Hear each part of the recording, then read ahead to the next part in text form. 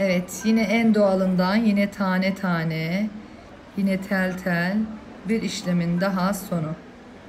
Evet, burada şekil bozukluğu vardı, düşük bir ifade vardı kaşta. Önce altın oranla ölçüm aldık, çizdik. İki kaşımızı eşitledik ve işlemini yaptık. Uygulamadan hemen sonraki sonuç.